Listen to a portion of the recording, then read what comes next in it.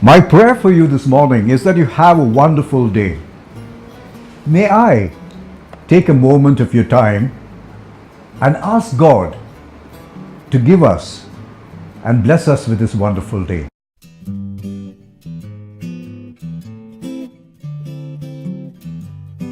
Thank you. A few years ago, I interviewed a famous boxer. He was a man who had had a bout with Tyson, and Tyson had bitten his ear in anger during the match. I remember that interview. My cell phone had rung as I drove home that night. I pulled over. "Would you like to interview Evander Holyfield?" the voice on the phone had asked. "Of course," I said.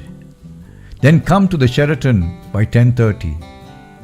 His flight was late, and as I sat in the hotel lobby, my mind went to pictures I had seen of World Boxing Championships. Two men in a ring, more animal than human, glaring, eyeballing each other, moving around, their deadly, lethal fists ready to strike through opponent defense to score points or deliver murderous knockout. Fans screaming around the ring and millions screaming in front of television sets all the world over. Men excited, blow by blow, women swooning over brute muscle.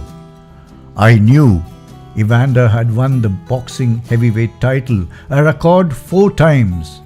Even Muhammad Ali had won it only thrice. Unlike Ali though, Evander was a quiet person. Unlike Ali, Holyfield was no bragger. He had been bitten by Tyson. He had forgiven Tyson for that bloody wound. He was called the humble warrior. I wondered why. I knew he had arrived when I saw camera flashes working overtime. He walked in, slow, calm and self-assured. There was not an inch of him that was not pure muscle. In his room, he lay on his arm for a moment and then got up. I offered him my hand. He grasped it gently. There was a strength that came, not from muscle but deep within.